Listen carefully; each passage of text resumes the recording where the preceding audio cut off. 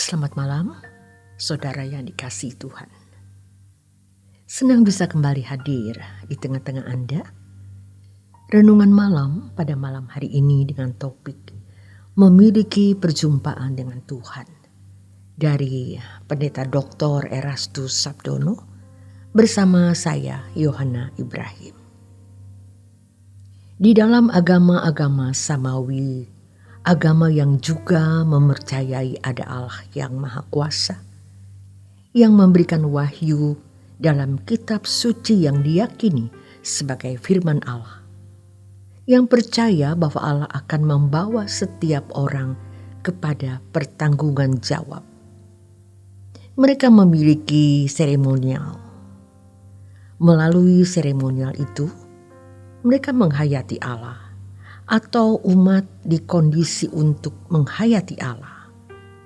Misalnya, doa sekian kali dalam satu hari atau hari-hari suci tertentu yang mereka harus rayakan. Setiap setahun sekali, mereka harus berziarah dan ada hukum yang mengatur bagaimana cara berpakaian, mengatur apa yang dimakan, artinya yang boleh dimakan, yang halal, dan yang tidak boleh dimakan, yang dianggap haram. Jadi, perjalanan hidup mereka setiap hari itu dikondisi untuk menghayati Allah. Dan disitulah ada dinamika hidup. Dinamika hidup bertuhan versinya. Bagaimana dengan kita, saudara? Apa yang kita lakukan untuk menghayati keberadaan Allah? Apa dan bagaimana dinamika hidup kita sebagai orang beragama Kristen? Tepatnya, orang percaya atau umat pilihan Allah. Kita tidak bisa membantah kenyataan kekristenan sering dianggap atau diperlakukan seperti agama. Kalau agama-agama Samawi, mereka memiliki hukum, tata cara kehidupan sesuai dengan hukum, syariat yang mengkondisi mereka memiliki dinamika tertentu dalam beragama. Lalu, Kristen memiliki apa? Apakah hanya haleluya? Darah Yesus bagi mereka yang beraliran gereja tertentu, atau mau makan, berdoa, mau tidur, datang ke gereja hari Minggu, cukupkah itu?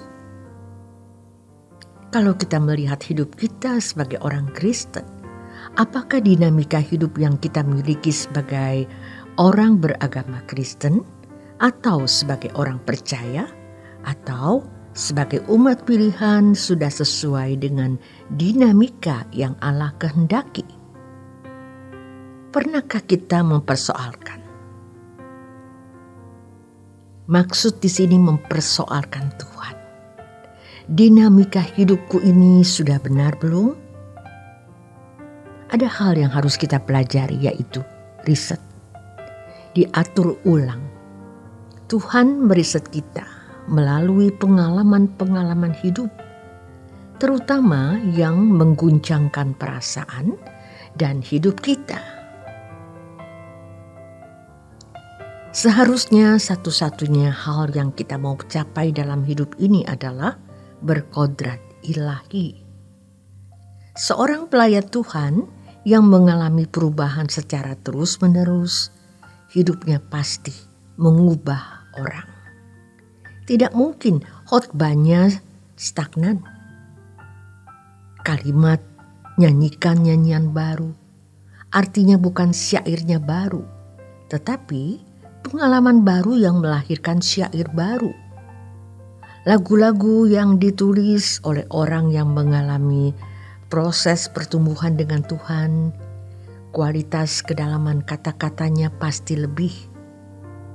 Sebelum berdiri di depan takhta pengadilan Allah, kita harus belajar untuk menghadap Tuhan setiap hari, agar kondisi batin kita diperiksa dengan benar.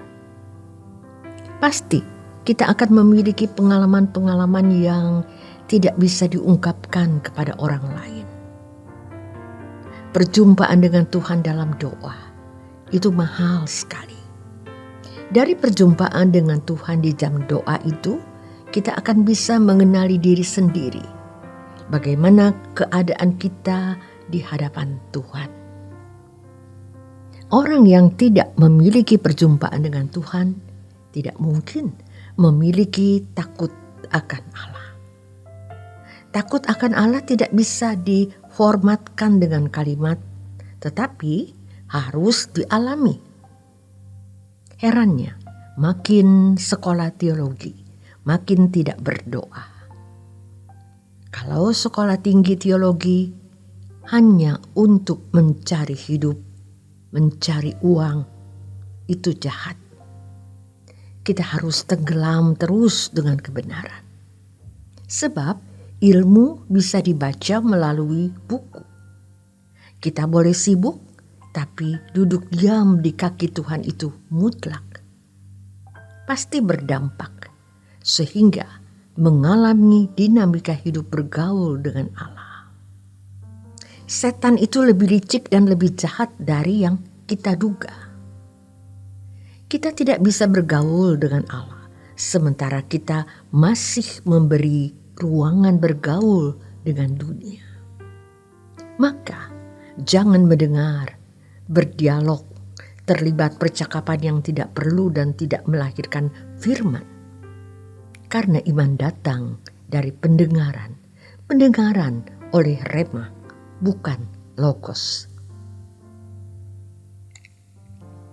Kita harus berusaha agar hidupku bukan aku lagi, tapi Kristus. Sudahkah kita berbuah seperti yang Allah kehendaki? Yang pertama, dalam berdinamika dengan Allah, yaitu pertemuan dengan Allah. Yang kedua, apa prioritas kita? Alkitab berkata, cari dahulu kerajaan Allah dan kebenarannya. Prioritas kita itu Tuhan, hanya Dia satu-satunya. Betapa indahnya hidup dalam pengurapan Roh Kudus setiap saat. Artinya, kita harus bergaul dengan Allah yang tidak murahan. Hamba-hamba Tuhan harus hidup di dalam kepenuhan Roh Kudus supaya ada impartasi kepada jemaat. Bukan hanya pintar secara pengetahuan teologi, barulah khotbahnya bisa berdampak untuk dirinya dan jemaat. Orang yang tidak memiliki perjumpaan dengan Tuhan tidak mungkin memiliki takut akan Allah.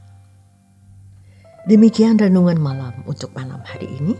Selamat menikmati malam Anda bersama keluarga dan orang-orang yang Anda kasihi. Tuhan Yesus memberkati.